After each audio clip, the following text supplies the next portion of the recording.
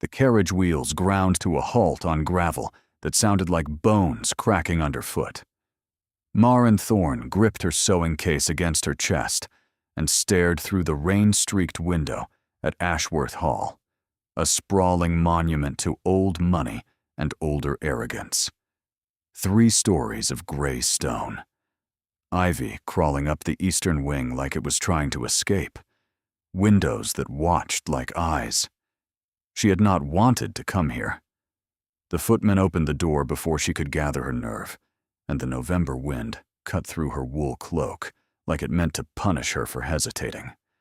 She climbed down without assistance, boots splashing in a puddle that soaked through to her stockings immediately. Wonderful. She would meet the Duke of Ashworth looking like a drowned seamstress, which was precisely what she was. The housekeeper waited at the top of the stairs, a thin woman with steel-gray hair and the expression of someone who had long ago stopped being impressed by anything. Mrs. Calloway, the letter had said. Maren climbed toward her, spine straight, chin lifted. She would not be cowed by stone and silence. "You're late," Mrs. Calloway said. The roads flooded outside Wixton. Maren kept her voice even. "I sent word ahead. His Grace does not appreciate excuses. Then perhaps His Grace should take his complaints to the weather." Something flickered in the housekeeper's eyes. Surprise, maybe. Or warning. This way. The entrance hall swallowed sound. Marble floors. Portraits of dead men who all shared the same hard jaw and harder eyes. A staircase that swept upward like it was showing off. Maren catalogued it all with the practiced eye of someone who had learned to read wealth by its textures. The brocade drapes that cost more than her annual income. The silver candelabras that could feed her family for a year. The silence that only the truly rich could afford. She had grown up in rooms where you could hear your neighbors breathing through the walls. This silence felt like a held breath. "You'll work in the East Wing," Mrs. Calloway said, leading her down a corridor lined with more portraits, more dead eyes. "The late Duchess's wardrobe requires restoration before the memorial. You have 3 weeks, 3 weeks, to restore an entire wardrobe." Maren had seen the inventory list, 47 garments, and some dating back decades. Her predecessor had taken one look at the commission and fled to Edinburgh, claiming illness. Maren suspected the illness was self-preservation. But the payment, God, the payment. Enough to clear her father's debts. Enough to buy her mother's medicine for 2 years. Enough to free her from the slow suffocation of poverty that had been strangling her family since the mill closed. She had not wanted to come here, but want was a luxury she could not afford. The workroom was adequate, high windows, good light, a long table already covered with fabric samples and the tools of her trade.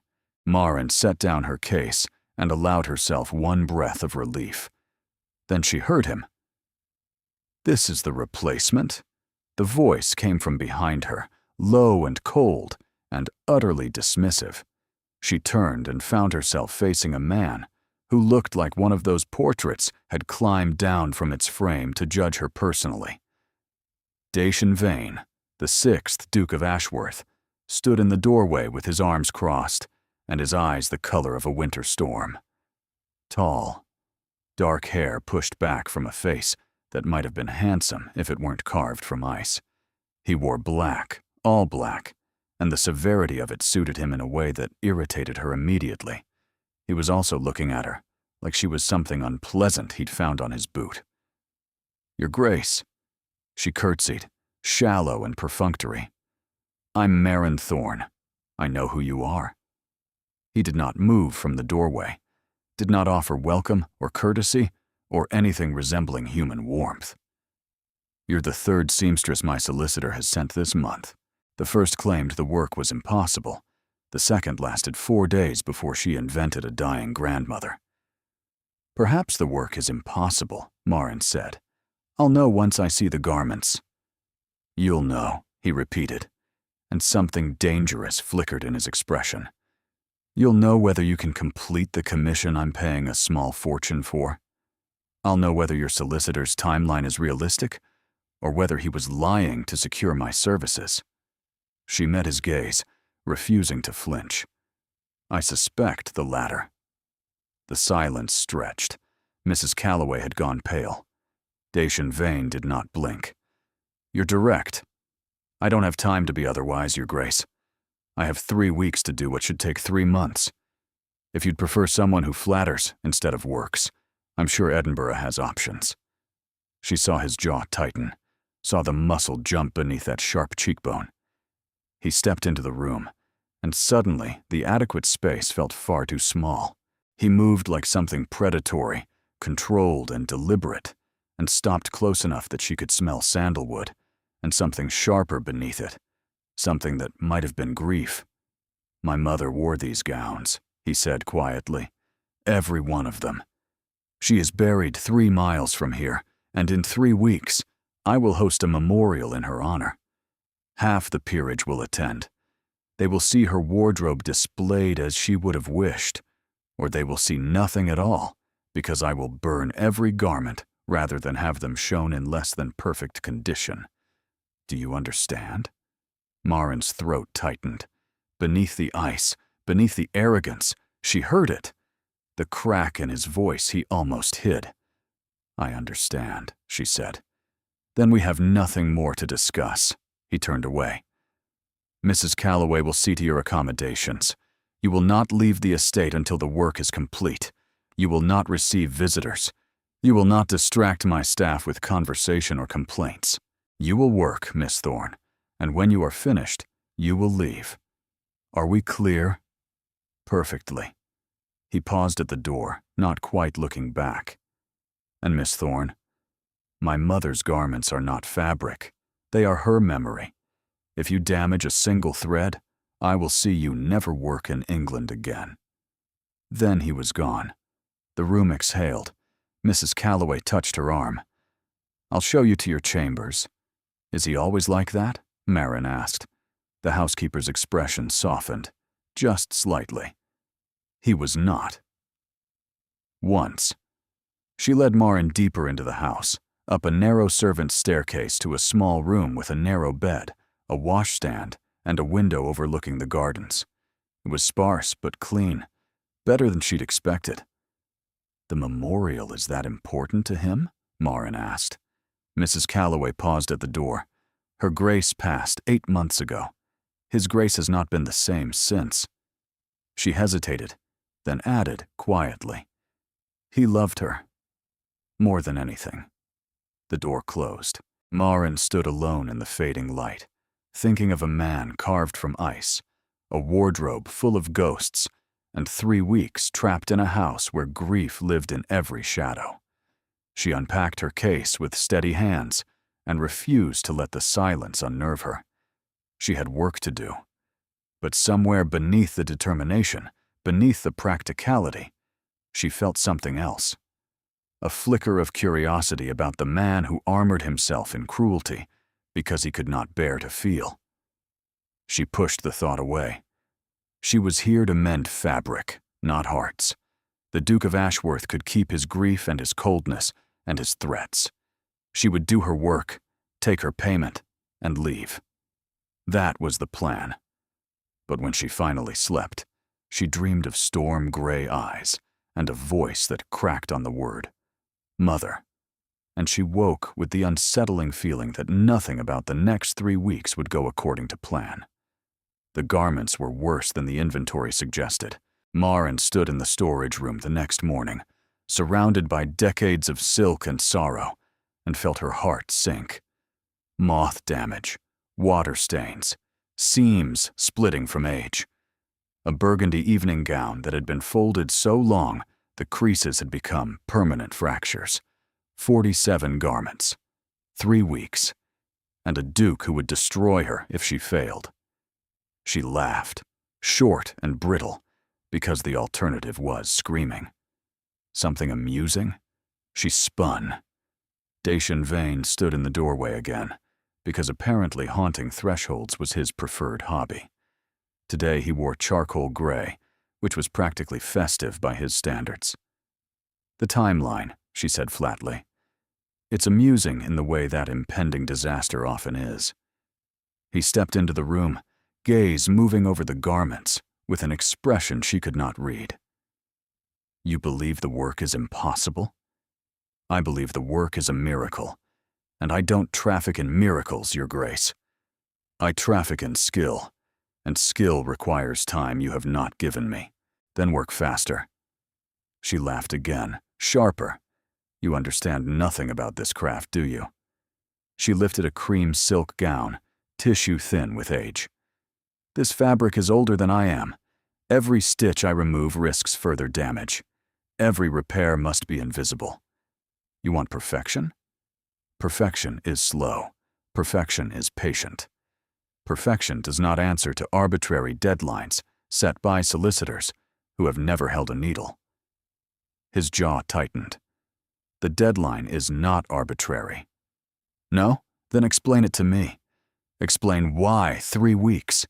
Explain why you waited 8 months to commission this work and then demanded it done in a fraction of the time required. That is not your concern. It became my concern when you threatened my livelihood." She set down the gown carefully because she was angry, but she was not careless. "If I'm to save these garments, I need to understand what I'm working with. And I need you to stop lurking in doorways and let me work." His expression flickered. "Lurking? You've appeared in 3 doorways in 12 hours. Either you don't trust me, or you have nothing better to do. I have the management of an estate, a staff of 47, and a memorial to plan. I assure you, Miss Thorne, I have better things to do than watch you complain about your working conditions. And yet, here you are." The silence crackled. Dacian Vane took a slow breath, and she watched him visibly restrain something. Temper, maybe. Or something else. When he spoke again, his voice was quieter.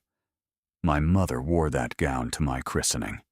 He nodded toward the cream silk, and the burgundy one was her favorite. She wore it every Christmas until she grew too ill to dress for dinner. Marin's anger faltered. "She left instructions," he continued, not quite looking at her. "Before she died, specific instructions about the memorial. The garments were to be displayed. All of them. She wanted people to remember her as she was, not as she became at the end." "I'm sorry," Marin said quietly. She understood now. The impossible deadline wasn't cruelty. It was grief dressed in demands. He was not trying to destroy her. He was trying to honor a woman he had loved, and the trying was breaking him. "I don't require your sympathy. You have it nonetheless." He met her eyes, and for a moment, just a moment, the ice cracked. She saw exhaustion beneath it. 8 months of carrying weight that would crush most men. Then the wall rebuilt. "You have 3 weeks," he said. "I suggest you begin." He turned to leave, and she spoke before she could stop herself. "I need an assistant," he paused. "Someone who can manage the basic repairs while I handle the delicate work. A lady's maid with sewing experience would suffice. Every maid in this house has duties, and every minute I spend on tasks someone else could manage is a minute lost on work only I can do." She folded her arms. "You want miracles, Your Grace. Miracles require resources." She watched him calculate, watched him weigh her request against his pride. Finally, grudgingly, he nodded. "I'll speak to Mrs. Calloway." "Thank you."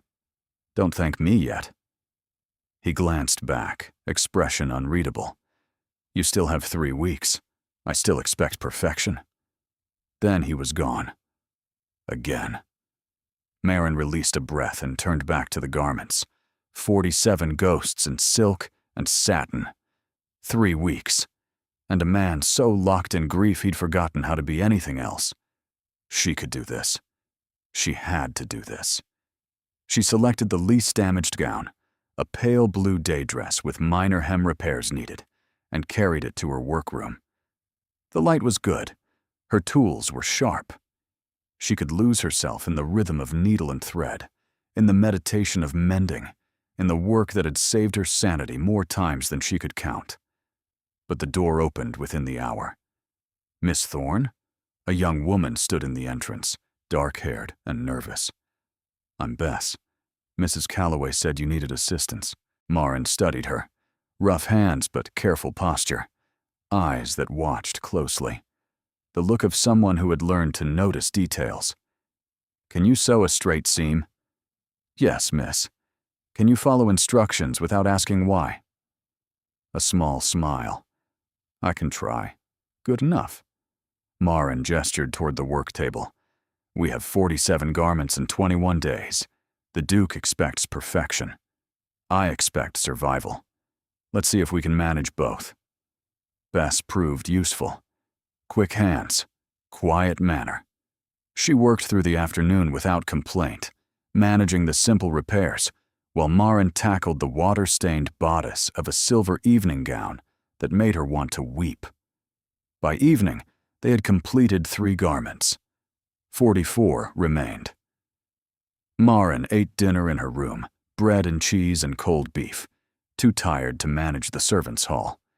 She reviewed her notes, calculated hours, realized that even with Bess's help, they would barely finish in time, if nothing went wrong. Something always went wrong.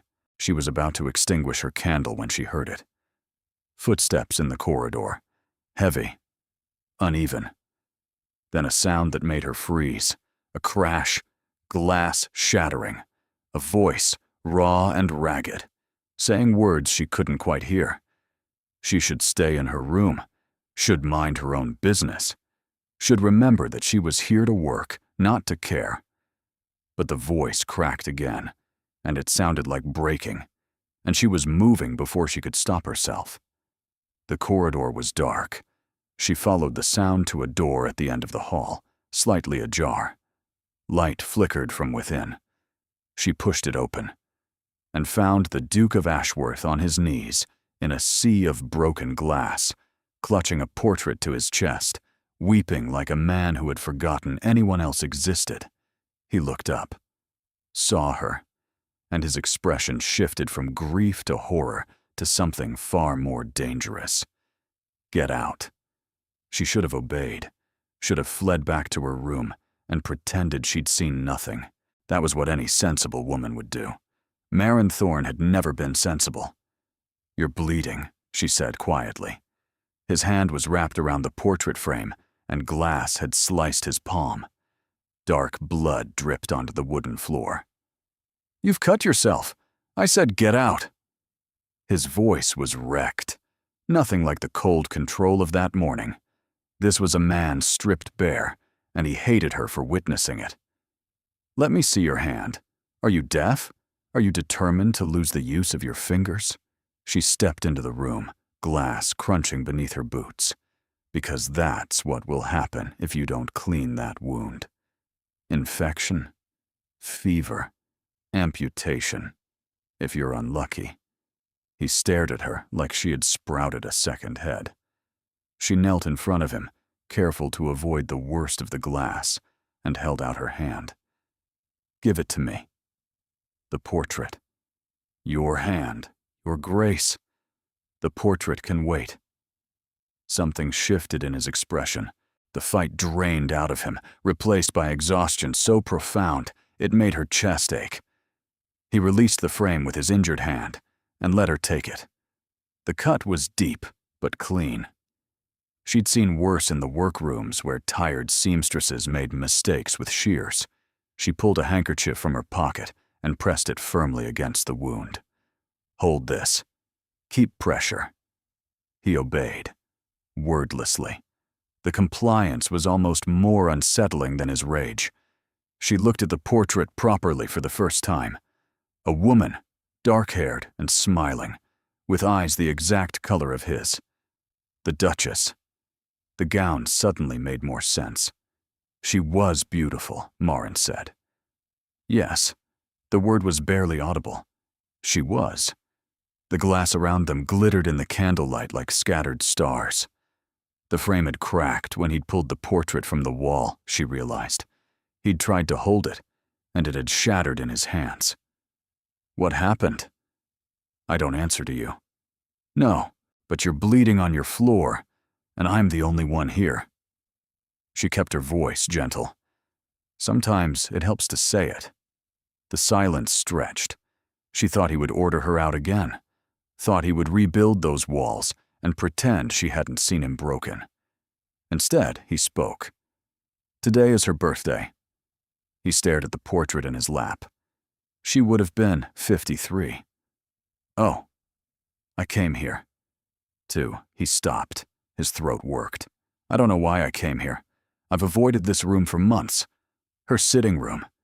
She spent every morning here, reading correspondence, planning menus, managing the household. And I haven't been able to. I can't. His voice fractured. Maren said nothing. There was nothing to say. She kept pressure on his hand and let him break in whatever way he needed to break. They told me it would get easier. His laugh was hollow. 8 months. It's not easier. It's worse. Every day I wake up and forget for a moment that she's gone. And then I remember. And it's the morning after the funeral again. Every single day. I know. He looked at her sharply. My sister, she said quietly. She died 3 years ago. Fever. She was 22. His expression shifted. Something that might have been recognition. Some mornings I still reach for her letters, Maren continued. She wrote to me every week when I was apprenticed in London. Terrible handwriting. Worse spelling. I kept everyone.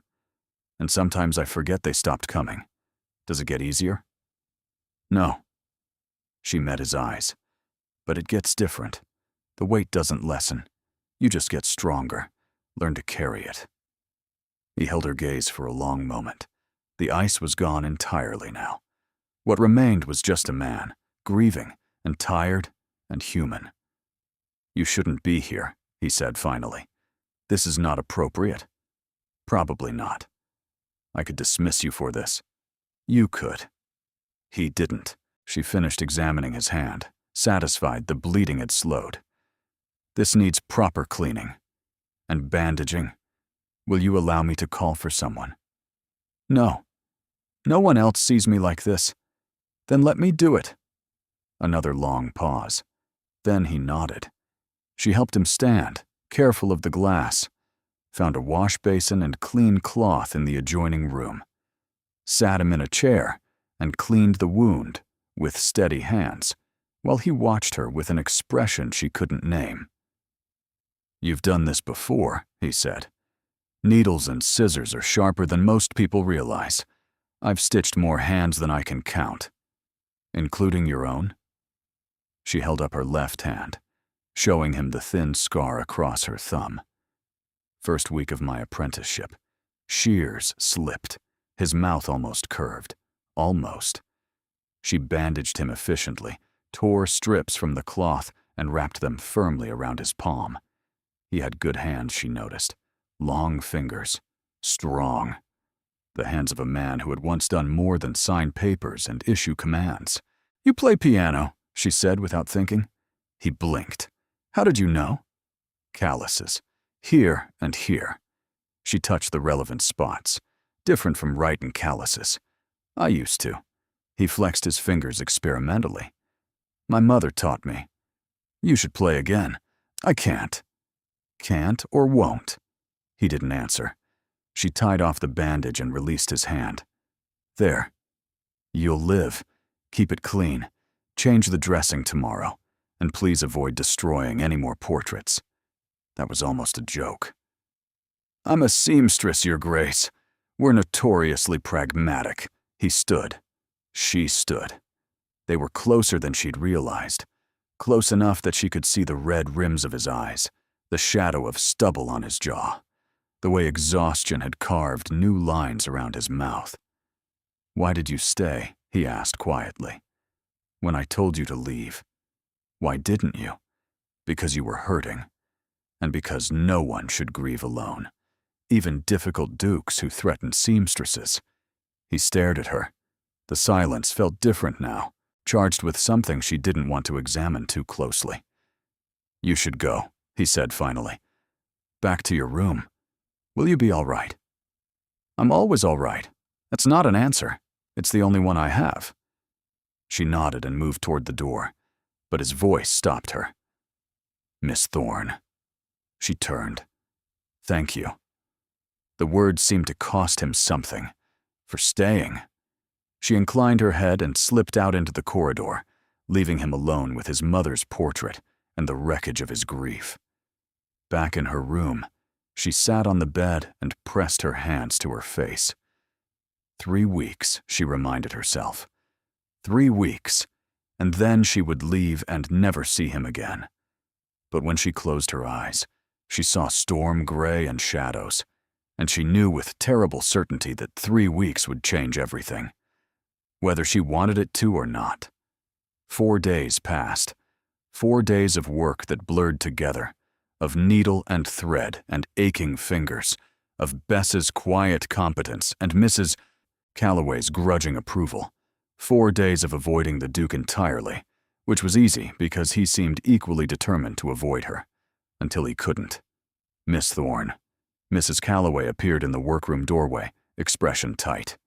"His Grace requires your presence in the drawing room." Marin looked up from the silver gown she'd been laboring over for 2 days. Now? Immediately. She set down her needle with more care than the interruption deserved, and followed the housekeeper through corridors she was beginning to know too well. The drawing room was in the main wing, far from her workroom, and every step felt like walking towards something she wouldn't like. She was right. The drawing room held 3 people. Dacian stood by the fireplace, expression carved from marble. Beside him sat a woman Marin had never seen before, blonde and porcelain perfect, in a gown that cost more than Marin would earn in 5 years. The woman's smile was polished and predatory, and her eyes measured Marin like she was calculating the price of inferior goods. The third person was a man, older, silver-haired, with the bearing of someone who had never been denied anything in his life. "Ah," Dacian said, voice flat. "Miss Thorne, thank you for joining us." "Your Grace." She curtsied, aware of her ink-stained fingers and the thread clinging to her sleeve. "You sent for me?" Lady Venetia wished to see the restoration progress. His tone suggested he had not wished any such thing. The blonde woman rose, gliding across the room with practiced grace. "So you're the little seamstress." Her voice dripped honey and condescension. "Dacian has told us so much about you." He hadn't. Marin was certain of it. "Lady Venetia Harcross," Dacian said. "And her father, Lord Harcross. They'll be attending the memorial." "How lovely." Marin kept her expression pleasant. "I'm afraid the workroom is quite disordered at the moment. Perhaps a tour might wait until—" "Nonsense." Lady Venetia waved a gloved hand. "I'm fascinated by craftwork. Papa always says I have an artist's eye." Lord Harcross made a sound that might have been agreement or indigestion. Marin couldn't tell. "The tour, then," Dacian said. He moved to Marin's side, and she felt the tension radiating from him like heat from a forge. "Miss Thorne, if you would lead the way." They walked to the workroom in a procession that felt like a funeral march. Lady Venetia chattered about the memorial, about the guest list, about how terribly sad it all was, and how brave Dacian was being. Her hand kept finding excuses to touch his arm, his shoulder, the small of his back. Marin watched, and felt something twist in her chest that she refused to name. The workroom silenced Lady Venetia, at least temporarily. Gowns hung on forms around the room, like ghosts at a ball. Bess stood quickly, curtsying, eyes wide. "How quaint," Lady Venetia said finally. "It's like a little factory." "It's a restoration," Marin said quietly. "Each garment requires individual attention." "Yes, I'm sure." The lady drifted to the nearest gown, reaching out to touch the silk. "Please don't." The words came out sharper than Marin intended. The oils from skin can damage aged fabric. Lady Venetia's smile froze. Are you giving me orders? I'm protecting His Grace's mother's belongings, as I was hired to do. The silence crackled. Dacian stepped between them, smooth as water. Miss Thorne is quite particular about her work, he said, a quality I value. Perhaps we should continue the tour elsewhere, Lady Venetia. Of course. The lady's smile returned, but her eyes had gone cold. Though I must say, Dacian, your standards for staff have certainly evolved. The insult landed like a slap. Marin felt her cheeks heat. My standards, Dacian said quietly, remain precisely where they have always been. Excellence in all things. Miss Thorne exceeds them. Marin stared at him. Lady Venetia's expression flickered. How loyal of you. How accurate of me. He turned to Marin, and something in his gaze made her breath catch. Thank you for your time, Miss Thorne. Please continue your excellent work. Then he was guiding Lady Venetia from the room, one hand on her elbow, every inch the proper duke.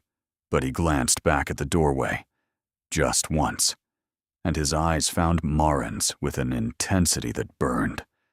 Then he was gone. Bess exhaled. Who was that? Trouble. Marin turned back to her work, hands shaking. That was trouble. She tried to focus on the silver gown, but her mind kept circling back to that moment. The way he'd defended her, the way he'd said excellence like it meant something else entirely, the way Lady Venetia had touched him with such possessive familiarity. It shouldn't matter. It didn't matter. He was a duke. She was a seamstress. Whatever had passed between them in that dark room 4 nights ago was an aberration, a moment of shared grief that meant nothing. But when she pricked her finger on the needle and watched a bead of blood well up, she thought of his injured hand, of the way he'd let her tend it, of the rawness in his voice when he'd said thank you. And she knew she was lying to herself. That evening, a note arrived with her dinner tray. Miss Thorne, I apologize for Lady Venetia's behavior. She forgets herself when she feels threatened. You should know that there is an understanding between our families, an expectation of a formal announcement after the memorial. My father arranged it before his death. I have not agreed, but I have not refused. I tell you this because you deserve honesty, and because I find myself unable to offer you less. Marin read it 3 times.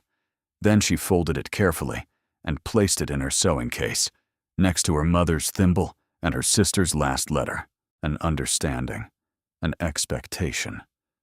Lady Venetia Harcross, with her perfect face and perfect breeding and perfect claim on a man who had wept in Marin's arms. It shouldn't matter. It did. She found him in the gallery 3 nights later. She hadn't meant to. She'd been walking, unable to sleep, and the house at night was a labyrinth she was still learning. Wrong turns led to unexpected places. This wrong turn led to him. He stood before a portrait she hadn't seen before. A man this time, dark-haired, stern-faced, with eyes that held no warmth at all. Your father? She asked quietly. Yes. You don't look like him. I look exactly like him. His voice was flat. I just haven't finished becoming him yet. She moved closer, studying the portrait. The late Duke had been handsome in a brutal way, all sharp edges and harder angles. Dacian had inherited the bones, but not the cruelty in the eyes. Not yet. You're not him, she said. You don't know me. I know you wept over your mother's portrait. I know you bandaged your own hand rather than wake a servant. I know you defended a seamstress against a woman whose favor you're supposed to court. She paused. I know you sent me a note apologizing for behavior that wasn't yours to apologize for. He turned to look at her. The gallery was dim, lit only by moonlight through tall windows, and shadows carved his face into something almost vulnerable. Why are you here, Miss Thorne? I couldn't sleep. That's not what I mean." His voice dropped. "Why are you here, in this house, in this moment? Why do you keep appearing when I most need someone to—" He stopped, jaw tight. "To what?" "Nothing. Forget I spoke. She should let it go. Should retreat to her room, and her work, and the safety of distance." But something in his expression held her there, pinned like a butterfly to a board. "You asked me why I stayed," she said quietly, "when you told me to leave. That night in your mother's sitting room. You said it was because I was hurting. That was part of it. And the other part?" She took a breath. "Because you looked at me. Not through me. Not past me. At me. And I'm not accustomed to being seen." His expression shifted. Something cracked behind his eyes. "I see you," he said. "I've seen you since the moment you walked into my house and told me my solicitor was a liar." She almost laughed. "That made you see me? That made me afraid of you."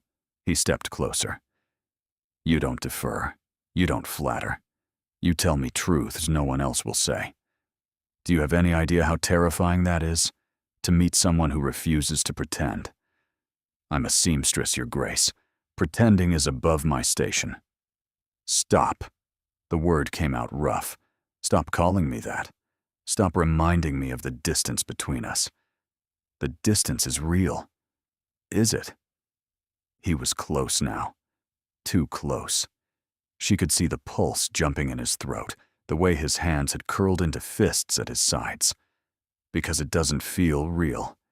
It feels like an excuse. Something I tell myself so I don't have to face what I actually feel." Her heart hammered. "And what do you feel?" "I don't know." His laugh was broken. "I've spent 8 months feeling nothing. Numb. Frozen. And then you appeared. And suddenly, I feel everything. And it's too much. It's all too much.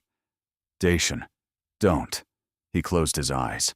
"Don't say my name like that. Like what? Like it matters to you." She should step back. Should remind him of Lady Venetia, of the understanding, of all the reasons this moment was a mistake. Instead, she reached up and touched his face. His eyes flew open. His hand caught her wrist, but he didn't push her away. He held her there, frozen, his pulse racing beneath her fingertips. "What are you doing?" he whispered. "I don't know." She traced the line of his jaw, the shadow of stubble, the corner of his mouth. "Something I shouldn't. We can't. I know. Lady Venetia is not here." She met his eyes. "Neither is your father. Neither is anyone who would tell you what you should want. So tell me what you actually want. Just once. Be honest." He stared at her. The silence stretched until she thought she'd shattered something irreparable. Then he spoke. "You," he said. "I want you. I've wanted you since you called me a lurker in my own house. I've wanted you since you cleaned my blood from your hands and told me to stop destroying portraits. I've wanted you every moment since you walked into my life and made me feel something again." She couldn't breathe. "But I can't have you," he continued, voice cracking. "The understanding with Lady Venetia secures alliances my family has cultivated for generations. My father negotiated it on his deathbed. Breaking it would dishonor his memory, destroy relationships my mother spent her life building, and ruin you. Because that's what would happen, Marin. If I chose you, society would destroy you. They would call you a fortune hunter, a seductress, a woman of low morals who bewitched a grieving duke. I would survive it. You would not." Tears burned in her eyes. "So you'll marry her, a woman you don't love. I'll do my duty, as I've always done. And be miserable." "And be miserable," he agreed quietly. "But you'll be safe, your reputation intact, your future secure. I don't care about my reputation. You should." He released her wrist, stepped back. "One of us has to be sensible." The cold rushed in where his warmth had been. She wrapped her arms around herself, suddenly aware of how thin her nightgown was, how improper this entire conversation had been. "Then I should go," she said. "Yes." Neither of them moved. "Marin," he said softly. She looked at him. "I'm sorry," he said, "for wanting something I cannot have, for making you want it too." She didn't answer. Couldn't answer, because if she opened her mouth, she would say something unforgivable. Something like, "I don't care about duty," or "choose me anyway," or "I think I'm falling in love with you, and it's the worst thing that's ever happened to me." Instead, she turned and walked away. She didn't look back, but she felt his gaze on her the entire way. The next week was torture. Marin worked, 14 hours a day, sometimes 16, her fingers raw and her eyes burning. She completed gown after gown, each one more delicate than the last, and each one requiring every ounce of skill she possessed. Bess worked beside her, steady and silent, asking no questions about the shadows under Marin's eyes, or the way her hands sometimes trembled. Dacian kept his distance. She saw him, of course, glimpses in corridors, a figure at the end of the garden when she took her brief walks, a voice in distant rooms, issuing orders, managing the estate, preparing for the memorial that drew closer with every passing day.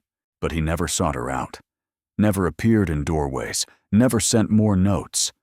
The absence hurt worse than his presence. Lady Venetia, however, had no such restraint. She arrived on the 10th day with trunks and ladies' maids and the clear intention of staying until the memorial. Marin learned this from Bess, who learned it from the kitchen maids, who learned it from the footmen. "She's installed in the East Wing," Bess reported. "The blue rooms, His Grace's mother's rooms." Marin's needle slipped. She didn't react. "They're saying she'll be Duchess before spring," Bess continued cautiously. "That His Grace has finally agreed to the understanding." "Has he?" "That's what they're saying." Marin set down her work. "What else are they saying?" Bess hesitated.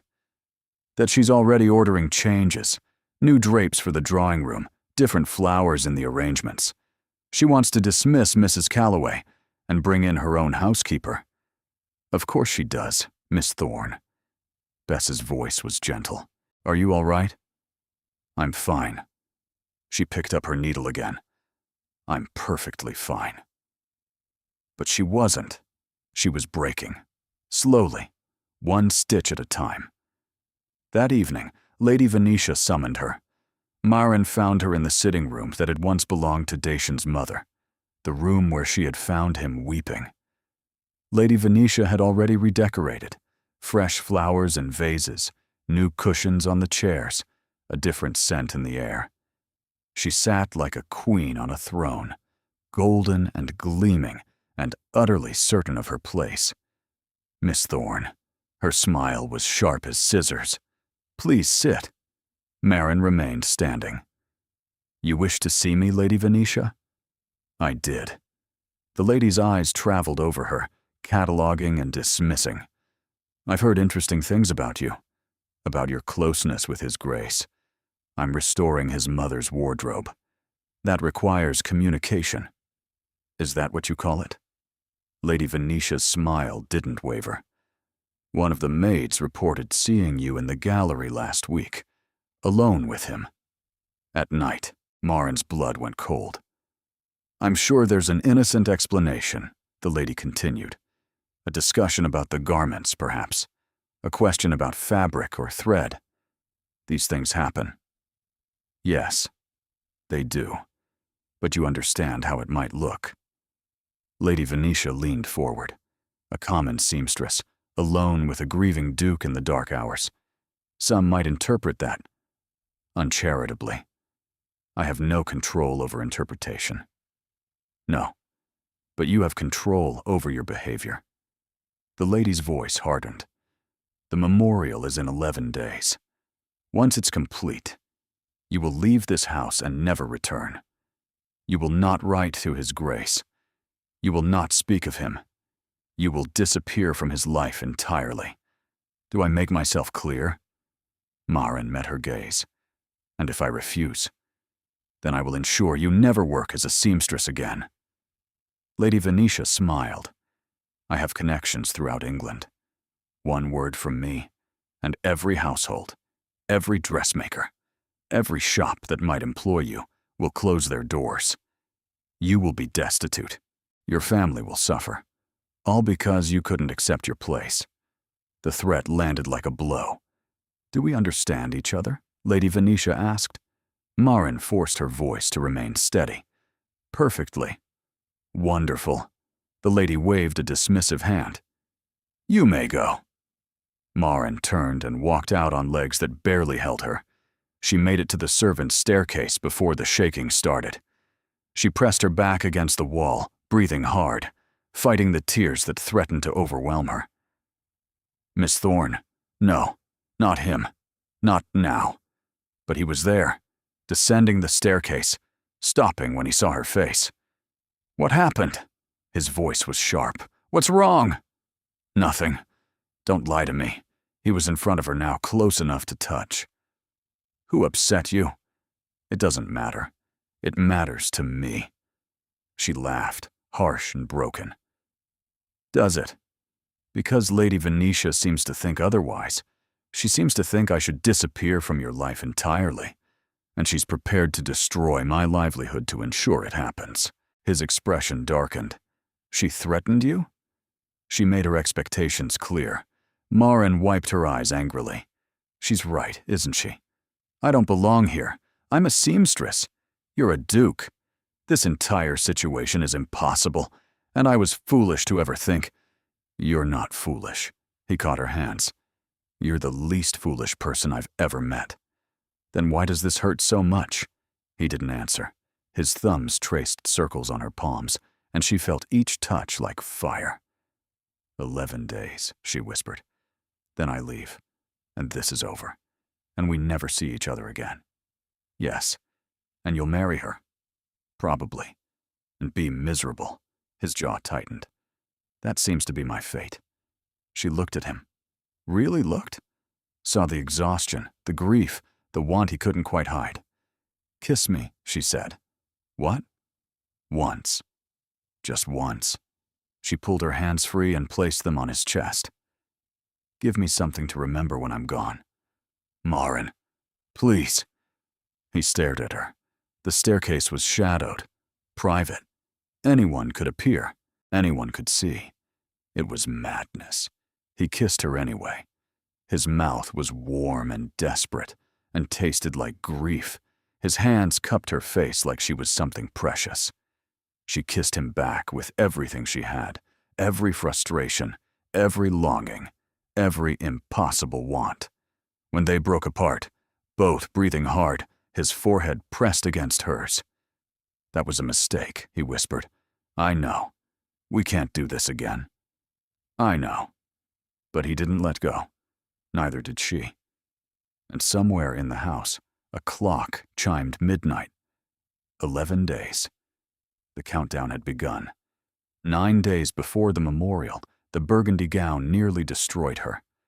Maren had saved it for last deliberately. The most damaged, the most beloved, the one his mother had worn every Christmas until she couldn't anymore. The fabric was fragile as a whisper, and the seams had begun to separate in ways that made her stomach clench. She worked on it alone after Bess had retired, by candlelight that turned the silk to blood. Her fingers moved with aching precision. Every stitch was a prayer. She didn't hear the door open. You're still working. She looked up. Dacian stood in the entrance, shadows pooling around him like water. He wore no jacket, no cravat. His shirt was untucked, his hair disordered. He looked like a man who had given up on sleep. The gown won't restore itself, she said quietly. He crossed the room slowly, stopping beside her work table. His eyes moved over the burgundy silk, and something in his expression cracked. She wore this on our last Christmas together. His voice was rough. She was already ill. She shouldn't have dressed for dinner at all. But she insisted. Said she wanted one more night of pretending everything was normal. Marin's hand stilled. I helped her down the stairs. He wasn't looking at Marin anymore. He was somewhere else, somewhere 8 months gone. She was so thin, so fragile. I was terrified she would fall, and I would have to catch her, and she would shatter in my arms. Did she fall? No. He smiled, but it held no warmth. She made it through dinner, laughed at my terrible jokes, drank half a glass of champagne, and then she looked at me and said, "This is enough. This is a good last Christmas." Last. She knew. He finally met Marin's eyes. She knew she was dying, and she wanted me to have one good memory before the end. And I didn't. I couldn't. His voice broke. Marin stood. She should keep her distance, should remember Lady Venetia's threats, and her own impossible position, and every reason this moment was dangerous. She crossed to him anyway. "You couldn't what?" she asked softly. "Tell her." His jaw worked. I couldn't tell her what she meant to me. I thought there would be more time. I thought I could say it later, when she was better, when the words wouldn't sound like goodbye. And then she was gone. And you never said it. I never said any of it. He looked at her with devastation in his eyes. And now, I say nothing to anyone. Because what's the point? People leave. People die. Words don't keep them. She reached up and touched his face, the same way she had in the gallery. This time, he didn't catch her wrist. This time, he leaned into her palm like a man starving for contact. "Words matter," she said, "even when people leave, even when they die. The words we say become the memories we keep. What words would you have me say?" She should stop, should step back, should remember her place. "The truth," she whispered. "Whatever truth you've been choking on." He stared at her. The candlelight flickered. Somewhere in the house, a clock ticked away seconds they didn't have. "I love you," he said. The words hung in the air like smoke. "I know I shouldn't." He kept talking, voice cracking. "I know it's impossible. I know it will destroy us both. But I am so tired of saying nothing, of feeling everything and admitting nothing. I love you, Marin Thorne. I love your sharp tongue and your steady hands, and the way you refuse to let me drown in my own grief. I love that you see me, not the title, not the estate, not the expectations. Me, the broken man underneath." Tears streamed down her face. "And I know I can't have you," he continued.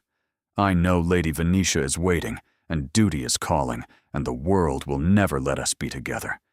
But you asked for truth, and this is the only truth I have left. I love you, and I will love you long after you've gone." She kissed him. Not gentle, not tentative. She kissed him like the world was ending, like 9 days was all they had, like this moment was the only thing that mattered. He responded instantly, hands gripping her waist, pulling her against him. The work table pressed into her back, his mouth moved to her jaw, her throat, the hollow beneath her ear. She gasped and arched into him, fingers tangling in his hair. "This doesn't change anything," she heard herself say. "I know." His lips found hers again. "I don't care. The memorial. Damn the memorial. Lady Venetia. Damn Lady Venetia." He lifted her onto the work table, and she wrapped her legs around him. And for one perfect crystalline moment, nothing existed but heat and want, and the desperate knowledge that this couldn't last. They tumbled through the connecting door into a small sitting room she hadn't explored. A settee, a fireplace, privacy. He laid her down like she was precious, covered her body with his, whispered her name against her skin like an incantation. "Are you certain?" he asked, pulling back just enough to meet her eyes. "Because if we do this, I won't be able to pretend anymore." I won't be able to look at you across a room and act like you're nothing. I will burn, Morin. I will burn for you in front of everyone, and damn the consequences." She pulled him down. "Then burn," she said. He did. They both did. Afterward, she lay in his arms, listening to his heartbeat slow. The fire had burned low. The candles had guttered. The burgundy gown waited in the other room, patient and unfinished. "We can't tell anyone," she said. "I know. This can't happen again. I know." But neither of them moved. Neither of them wanted to break the spell. 9 days, he murmured against her hair. 9 days. And then the memorial. And then goodbye. He tightened his arms around her. "I don't want to say goodbye. We don't have a choice. We always have a choice." His voice was fierce. "That's what you taught me. Duty isn't destiny. Expectations aren't shackles. We choose, Morin. Every moment of every day, we choose." Hope flickered in her chest, dangerous and bright. "What are you saying?" "I'm saying I don't want to marry Lady Venetia. I'm saying I don't want to spend my life in a loveless arrangement because my dead father wanted it. I'm saying—" He stopped, jaw working. "I'm saying I would burn everything to keep you. You can't." "I can." He sat up, pulling her with him. "I'm the Duke of Ashworth. My father is dead. My mother is dead. There is no one left to disappoint but ghosts, and ghosts don't get a vote." Something shifted in her chest, a fragile, terrified want. "Your reputation is mine to destroy. Lady Venetia will ruin me. She promised. Then we'll ruin her first." His eyes blazed. "I have resources, Morin. I have power. I have spent my entire life doing what was expected, and I have nothing to show for it but grief and emptiness. Let me fight for something that matters. Let me fight for you." She wanted to believe him, wanted it so badly she could taste it. But morning was coming, and morning had a way of destroying everything the night had built. "Sleep," she said. "We'll talk tomorrow. Promise me you won't run." She kissed him softly. "I promise." She lied. Morin slipped away before dawn, returning to her room on silent feet, heart hammering. She washed, changed her dress, sat on her narrow bed, and stared at nothing while the sun rose over Ashworth Hall. What had she done? She had slept with a duke, a grieving, engaged duke who had promised to burn the world for her. She had believed him in the dark, wrapped in his arms, drunk on his words. But daylight was brutal. Daylight showed every crack. He would come to his senses. They always did. He would remember his duty, his name, and his dead father's wishes. He would realize that one night of passion wasn't worth destroying everything he'd been raised to protect, and she would be left with nothing but a ruined reputation and a broken heart. Unless she left first. The thought crystallized slowly. Leave now, before he could reject her. Finish the work, take the payment, and disappear. Let him marry Lady Venetia and live the life he was supposed to live. Let him hate her for running instead of watching him choose duty over her. It would hurt less that way. Wouldn't it? She was still sitting there when Bess arrived for morning work. "Miss Thorne?" Bess stopped in the doorway. "You look ill." "I'm fine." "You're not." The girl studied her with concern. "Did something happen?" "Nothing." Morin stood, smoothing her skirts. "We have 9 days. Let's work." They worked in silence. Morin's hands moved mechanically, stitching without thought. The burgundy gown mocked her from its form.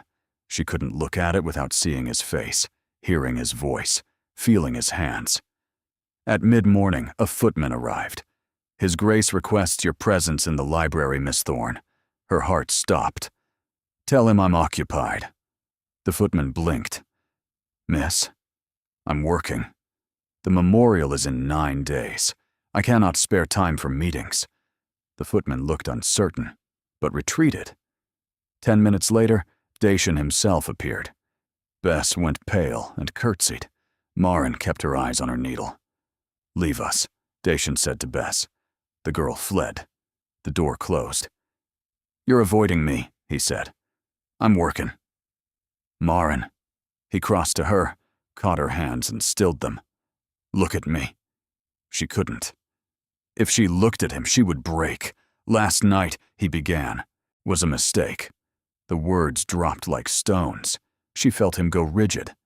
"You don't mean that." "I do." She forced her voice to stay steady. "I was overwhelmed.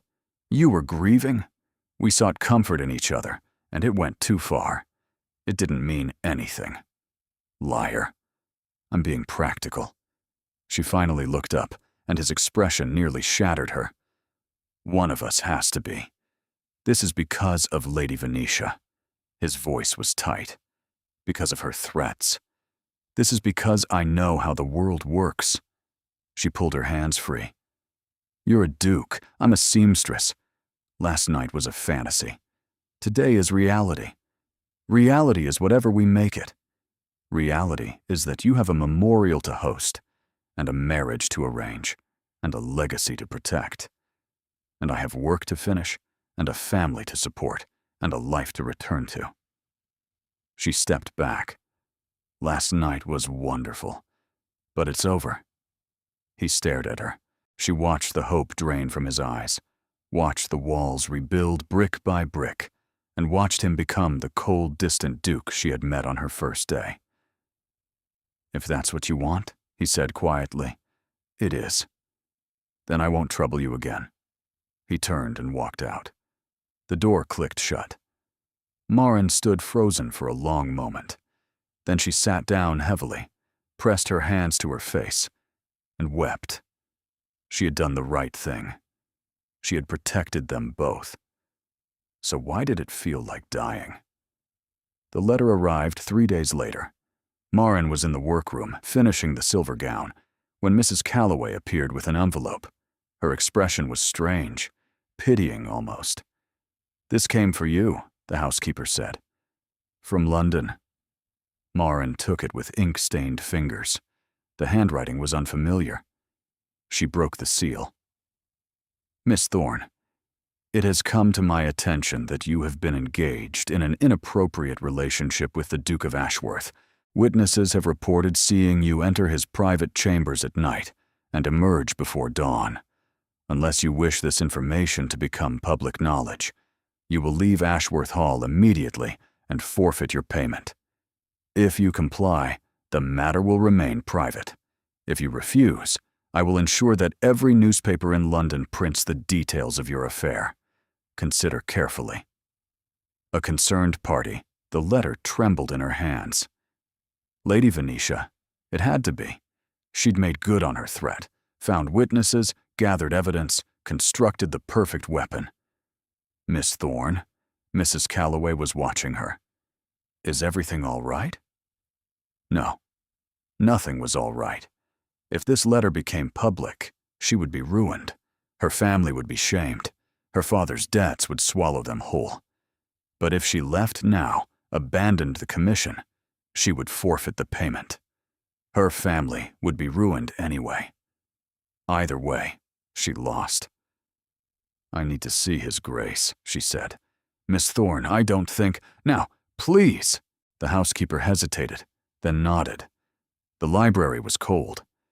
Dacian sat behind a massive desk, papers spread before him. He didn't look up when she entered. "Miss Thorne." His voice was ice. "I believe I said I wouldn't trouble you again. This isn't about that." She crossed to the desk and placed the letter in front of him. "This." He read it. She watched his expression shift from cold to furious. "Lady Venetia," he said quietly. "I assume so." He stood, pacing to the window. His hands were clenched at his sides. "She's been having you watched," Maren continued. "She knows I went to your rooms. She knows I didn't leave until morning. She can't prove anything happened. She doesn't have to prove it. She just has to imply it." Maren's voice cracked. You know how society works. Implication is enough. I'll be destroyed." He turned. His eyes were blazing. "I won't let that happen. You can't stop it." She held up her hands. "Don't you see? This is exactly what I was afraid of. This is why I said last night was a mistake. Because I knew." She stopped, throat tight. "I knew she would find a way to hurt me. And now she has. And there's nothing either of us can do. There's always something." "What? What can you possibly do that won't make it worse?" He was silent for a long moment. Then quietly, "I could marry you." She stared at him. "If we're married, there's no scandal." He stepped toward her. "It would be irregular, yes, rushed. Society would gossip. But it would protect you completely. You can't be serious. I've never been more serious. Your father's arrangement." "My father is dead." His voice hardened. "And I am done letting dead men control my choices. Lady Venetia. Lady Venetia can go to hell." The words hung between them. Marin's heart pounded so hard she thought it might crack her ribs. "You would marry me," she said slowly. "A seamstress. A nobody. You would give up everything your family has worked for. I would gain everything that matters." He caught her hands. "Don't you understand?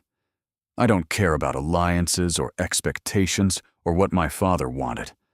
I care about you. I love you. And I will not stand by while Lady Venetia destroys the only good thing that's happened to me in 8 months. Tears spilled down her cheeks. "This is mad. Yes, people will think I trapped you. Let them. Your reputation is nothing without you." He cupped her face. "Say yes, Marin. Say yes. And let me protect you the way you protected me. Let me choose you in front of everyone. Let me prove that what happened between us wasn't a mistake. It was the beginning." She wanted to say yes, wanted it more than her next breath. But wanting wasn't enough. "I need to think," she whispered. "Think quickly." His jaw tightened. "The memorial is in 6 days. After that, Lady Venetia will act." "I know." He released her slowly, reluctantly. "Whatever you decide," he said quietly, "know that I meant every word. In the workroom, in the gallery, in my arms. I love you. That doesn't change because you need time." She fled before she could break entirely. 5 days before the memorial, Lady Venetia made her move. Marin was in the workroom, putting final touches on the burgundy gown, when the door burst open. Lady Venetia stood in the entrance, flanked by 2 men Marin didn't recognize. Her smile was triumphant. "Miss Thorne, I believe we have business to conclude. I have nothing to say to you." "Oh, but I have plenty to say to you." Lady Venetia swept into the room, examining the restored gowns with theatrical interest. "Beautiful work. It's almost a shame it will be wasted." "Wasted? Did you receive my letter?" Lady Venetia turned to face her. "I gave you the chance to leave quietly. You refused. So now we do this publicly. You can't. I can. And I will." She gestured to the men. "These gentlemen represent 2 of London's most respected newspapers. They're here to document the sordid tale of a common seamstress who seduced a grieving duke." The blood drained from Marin's face. "Of course," Lady Venetia continued sweetly. "You could still leave. Right now. Walk out the door and never return. I'll tell these gentlemen I was mistaken. Your name stays clean. And my payment? Forfeited." Naturally. Marin's hands shook. She thought of her father's debts, her mother's medicine, everything she had come here to save. "I won't leave." "Then you'll be destroyed." Lady Venetia shrugged elegantly. "Your choice." One of the newspaper men stepped forward, notebook in hand. "Miss Thorne, is it true you've been engaging in intimate relations with the Duke of Ashworth?" That's enough." The voice came from the doorway. Dacian stood there, still as stone, eyes blazing with fury. "Darling, Lady Venetia's smile didn't waver. You were just threatening the woman I intend to marry. Silence crashed over the room. I beg your pardon. Lady Venetia's composure cracked. Miss Thorne and I are engaged. Dacian crossed to Marin's side, taking her hand. We intended to announce it after the memorial, but since you forced the issue, I see no reason to wait. The newspaper men exchanged glances. Their notebooks had gone still. This is absurd, Lady Venetia sputtered. You're engaged to me. Our families had an understanding. Dacian's voice was cold.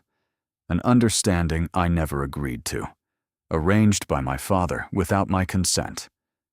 I have honored it out of respect for his memory, but I will not honor it at the cost of my happiness. Your happiness, her voice rose.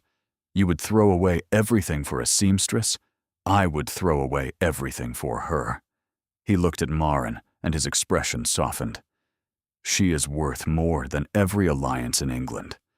Marin's heart stopped. This is a trick. Lady Venetia was pale now, desperate. She's bewitched you somehow. You can't possibly. I love her. The words rang through the room. I love her courage. I love her honesty. I love the way she refuses to be intimidated by anyone, including you, and I will marry her, Lady Venetia, regardless of your approval or society's gossip or anything else you care to throw at us. Lady Venetia's mouth opened, closed. She looked at the newspaper men, then back at Dacian. This isn't over, she hissed. Yes, it is. He released Marin's hand and stepped toward Lady Venetia. Here's what's going to happen. You're going to leave this house today. You're going to withdraw your claim on any arrangement between our families. And you're going to tell these gentlemen that there is no story here, only a duke who chose love over convenience. And if I refuse, then I will tell every family in England about your father's gambling debts. His voice dropped. About the properties he's mortgaged. About the fact that this alliance was never about connection.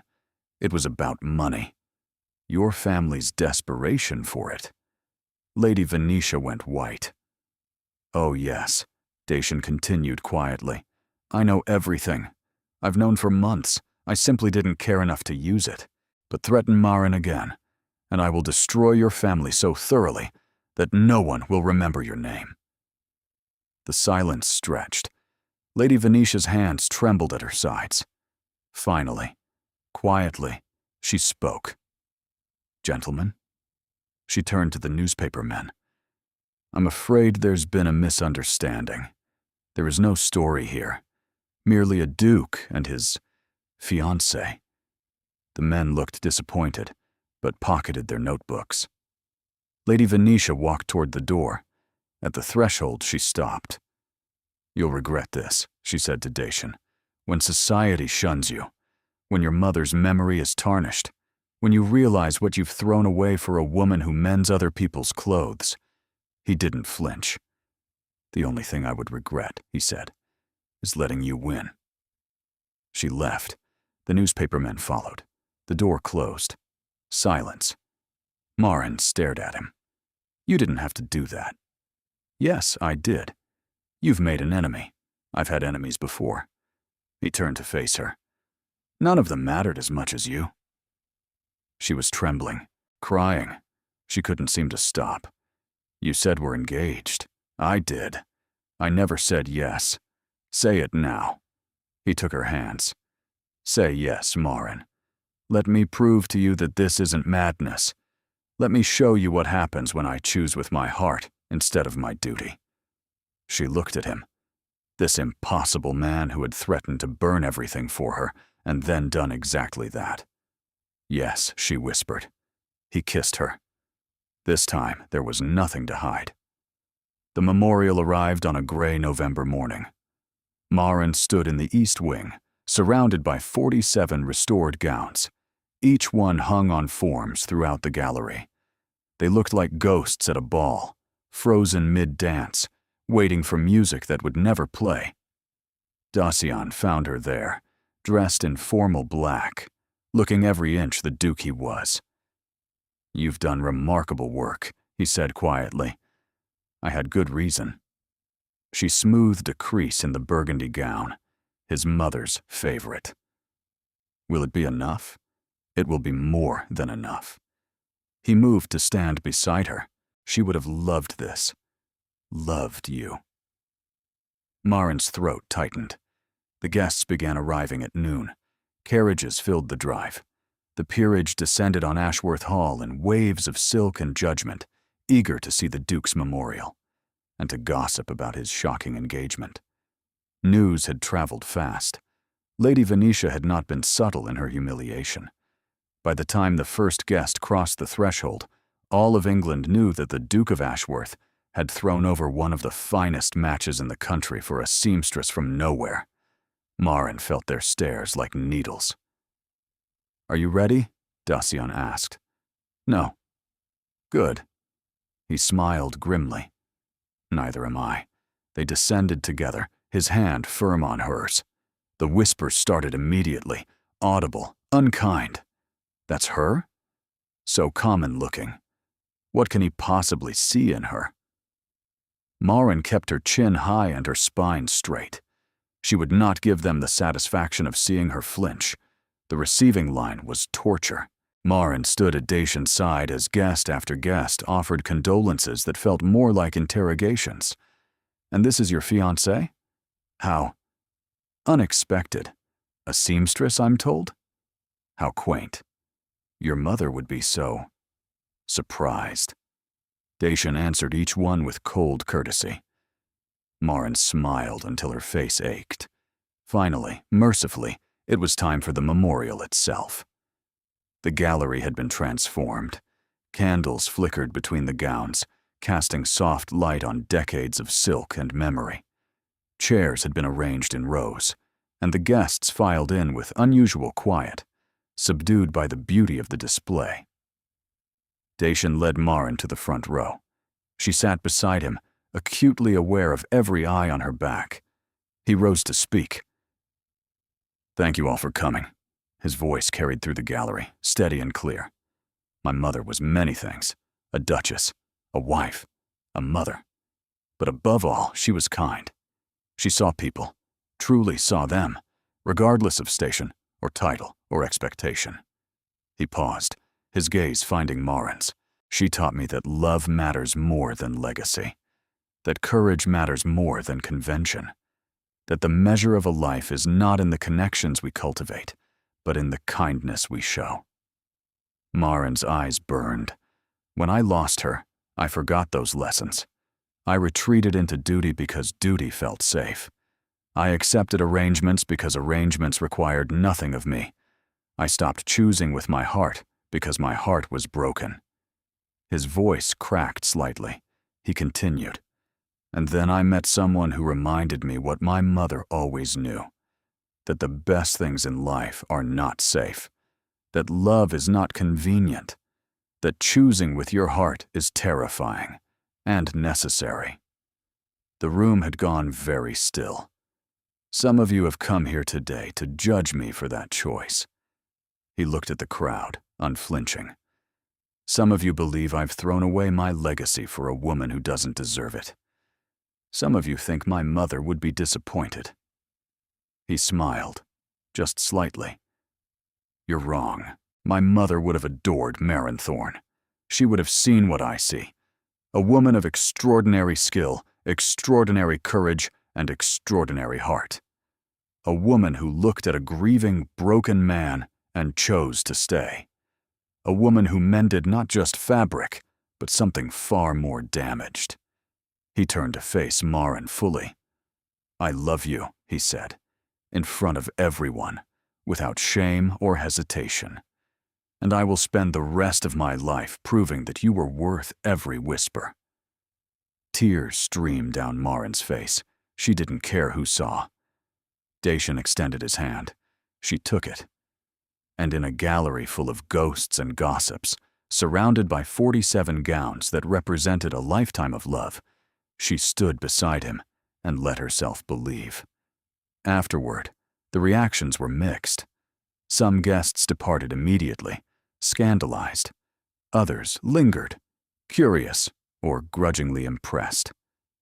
A few, the older women, the ones who remembered the late Duchess, approached Marin with genuine warmth. "She would have liked you," one of them said. "Lady something or other, with kind eyes and silver hair. She always said Dacian needed someone who would challenge him. You seem like the type." "I try," Marin managed. "Good. Keep trying. He needs it." By evening, the house had emptied. The gowns hung silent in the gallery, candles guttered in their holders. Marin found Dacian in his mother's sitting room, the one where she had found him weeping weeks ago. He sat in a chair by the window, staring at nothing. "Are you all right?" she asked. "I don't know." He looked up at her. "I said her name today, in front of everyone. I talked about her like she was gone, because she is." "I know." His voice was rough, but saying it makes it real. She crossed to him and knelt beside his chair. It also makes it bearable. Eventually. He pulled her into his arms, holding her against his chest. She felt his heartbeat, steady and strong. "I meant what I said." His voice was muffled against her hair, every word. "I love you. I love you too.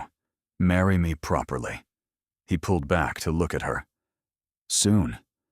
I don't want to wait for society to approve. I don't want announcements and seasons and all the ridiculous rituals they demand. I want you. Just you. As soon as possible." She laughed, wet and broken. "That's very improper. I'm done being proper." She kissed him. "Yes," she said against his mouth. "Yes, to everything. Always yes." They married 3 weeks later in the small chapel on the Ashworth grounds, with snow falling soft outside the windows. The guest list was short. Bess attended, crying happily throughout. Mrs. Calloway stood in the back, expression unreadable, except for the slight wetness in her eyes.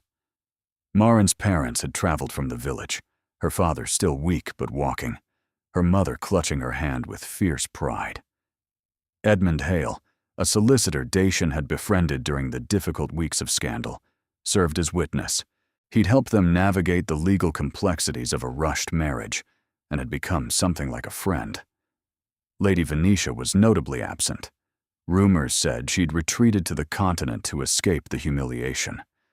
Marin couldn't bring herself to feel sorry. The ceremony was simple. The vows were honest.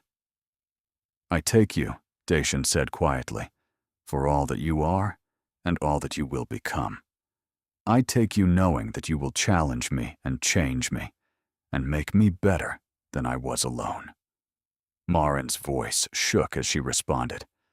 "I take you, knowing that grief is not weakness, that love is not convenience, that choosing each other every day is the only thing that matters."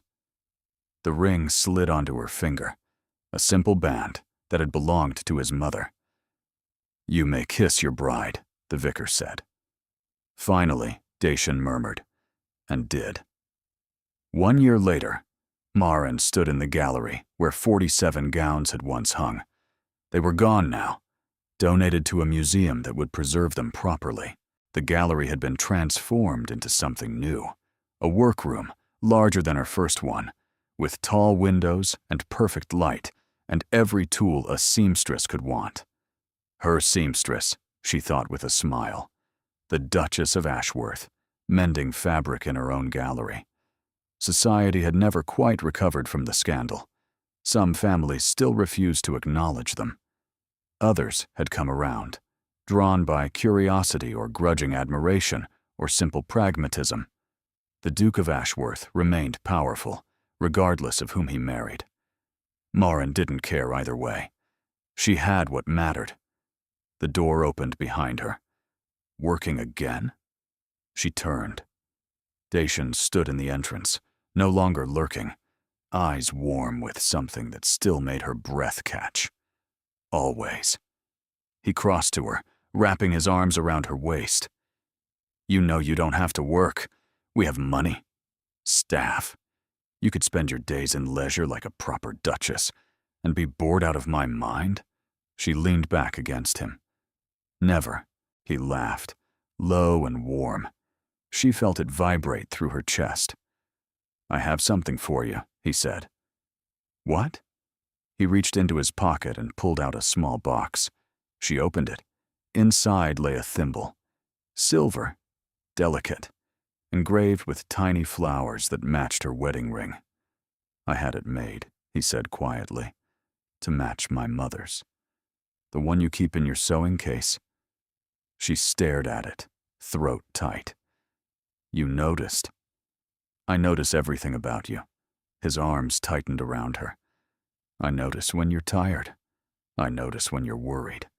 I notice when you think I'm not watching, and you smile at nothing.